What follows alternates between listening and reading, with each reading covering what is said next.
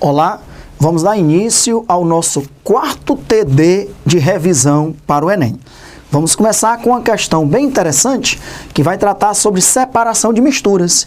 E assim nós vamos rever alguns processos que são usados para separar tanto misturas homogêneas como também misturas heterogêneas.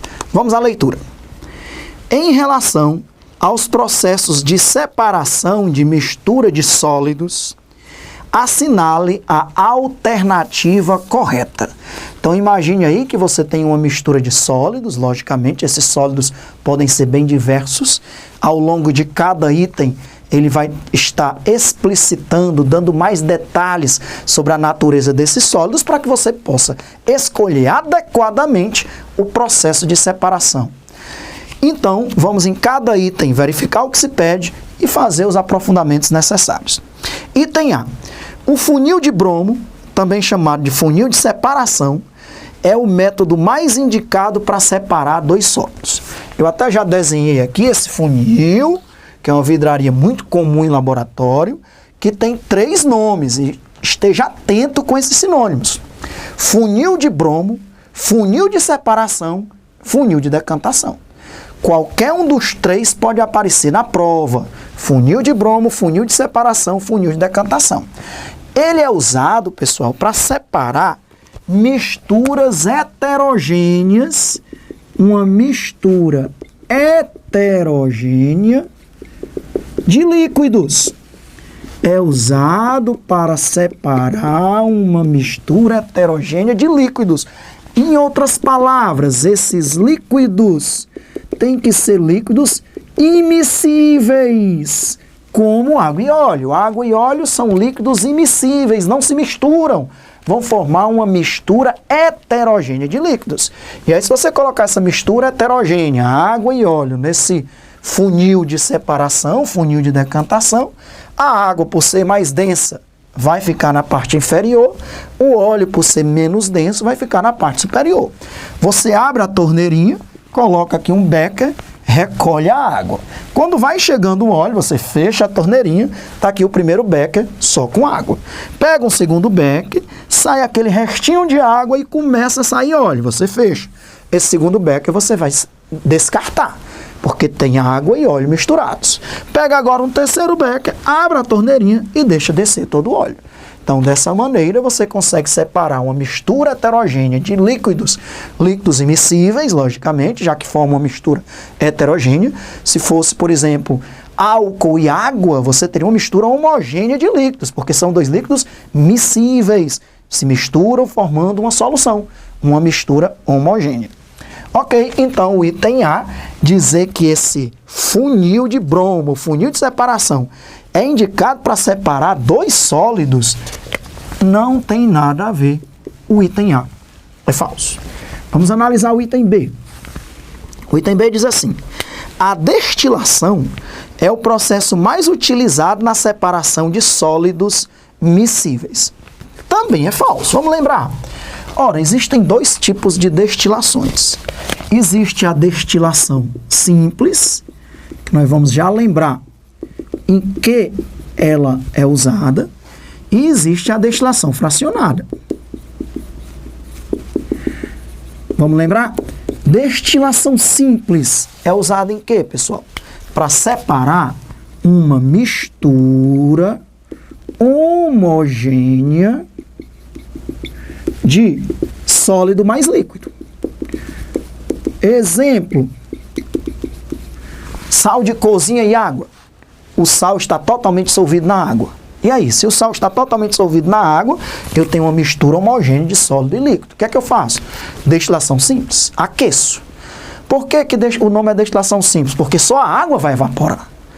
O sal não. A água evapora, passa por um condensador, onde vai ocorrer a condensação da água, que é a passagem de vapor para líquido. Aí eu coloco um Erlenmeyer ou um becker para coletar essa água.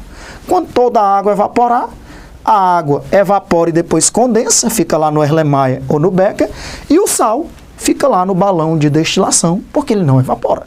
Destilação simples, só o líquido evaporou.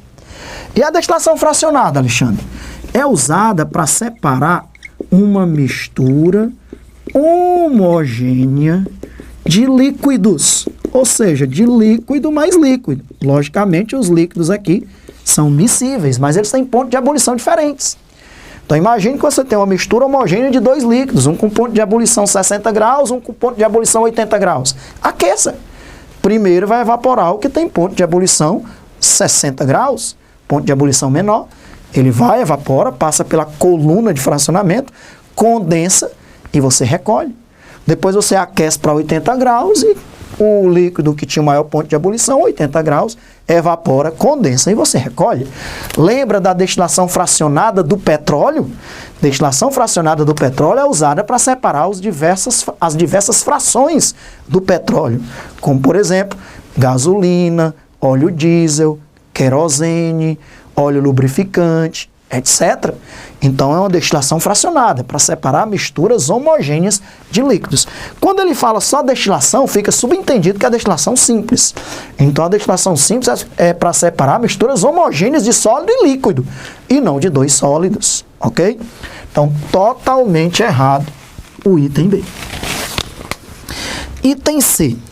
A imantação, também chamada de separação magnética, é uma técnica que pode ser utilizada para separar uma mistura de sólidos, dependendo das propriedades magnéticas dos componentes da mistura. E aí, pessoal, imantação ou separação magnética? Uma coisa importante, nem todo metal é atraído por um ímã. Às vezes tem aluno que pensa que todo metal vai ser atraído por um ímã. Não, somente os metais que forem ferromagnéticos. Tem alguns metais que não são atraídos por um ímã. Então vamos aprofundar um pouco esse item C. Vamos colocar aqui, ó, metais atraídos por um ímã, que a gente chama de ferromagnéticos, né? Substâncias ferromagnéticas. Os mais conhecidos, que geralmente são os que a gente precisa saber, são ferro, cobalto e níquel. Ferro, cobalto e níquel são três metais ferromagnéticos. Mas além deles, se você quiser acrescentar, sendo que em prova, se cair é um desses três, nós temos também o gadolínio, temos o disprósio, ok? E até algumas ligas metálicas, que também são atraídas por um ímã. Então, ferro, cobalto, níquel, gadolínio, disprósio. E existem alguns metais, que é bom a gente saber, ó, que não são atraídos por um ímã. Não são atraídos por um ímã. Por um ímã. Quais são eles, Alexandre? Que não são atraídos por um ímã. Por exemplo, o ouro, a prata, o alumínio, o cobre.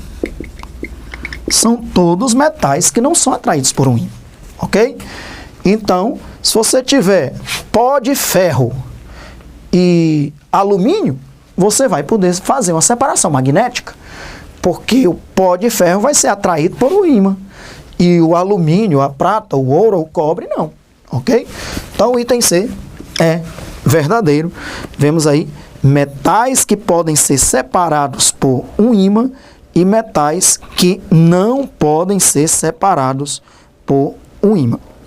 Beleza. Então, vamos dar uma olhadinha no item D. Item C já é o item correto. Item D.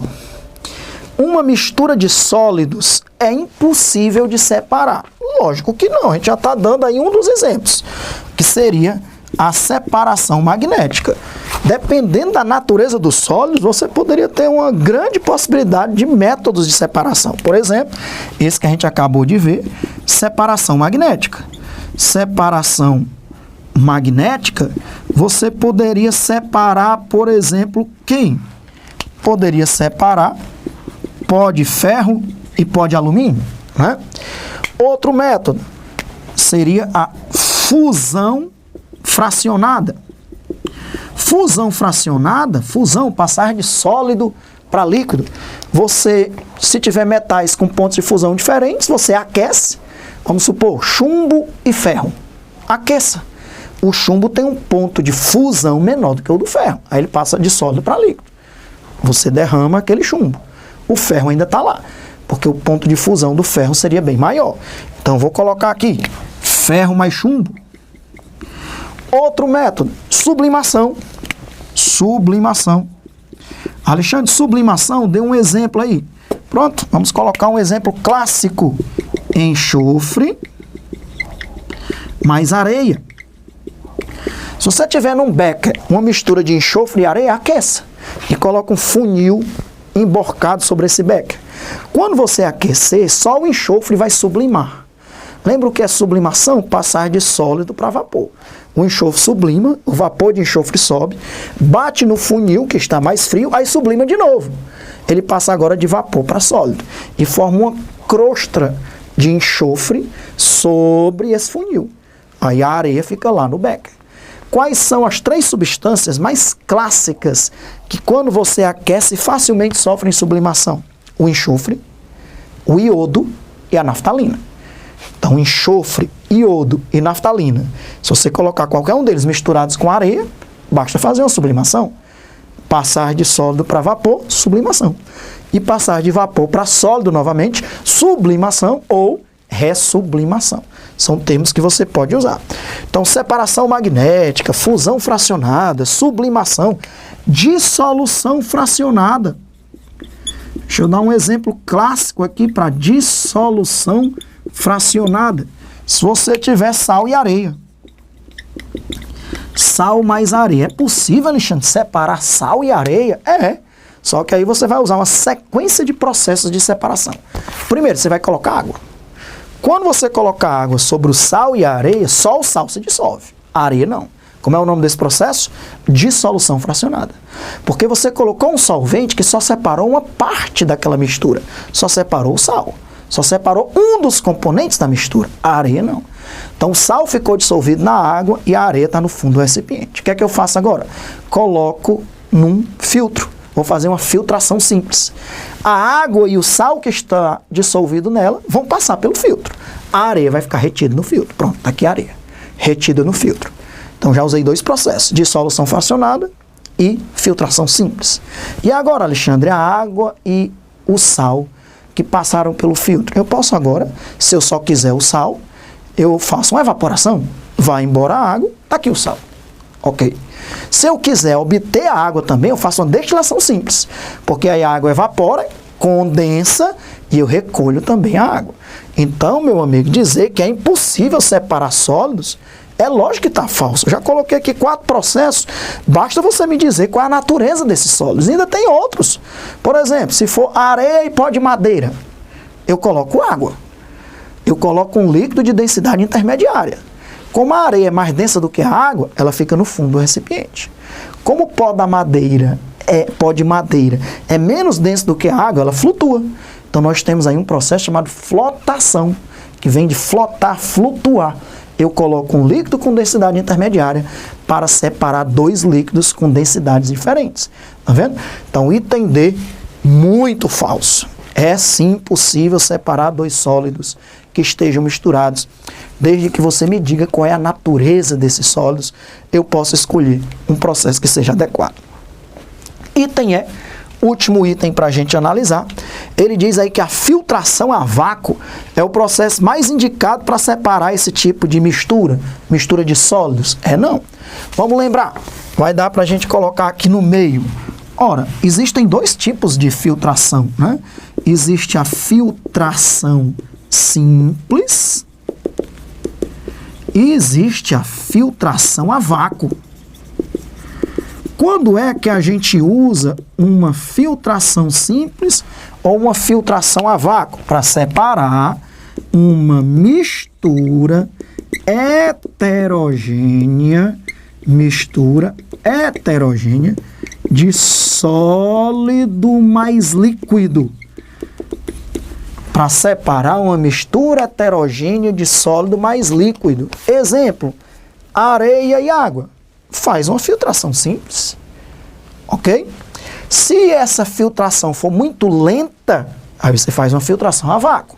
Na filtração a vácuo, você usa uma bomba de vácuo, uma trompa d'água, para aspirar o líquido mais rapidamente, ok? Então, uma filtração simples ou uma filtração a vácuo é indicado para separar uma mistura de sólidos? Com certeza não. Uma mistura heterogênea de sólido e líquido, ok? Então, único item correto nessa primeira questão, muito interessante, porque é uma questão que nos permite revisar diversos processos de separação, tanto de misturas homogêneas, como de misturas heterogêneas. Primeira questão concluída, nós voltamos já já para a próxima.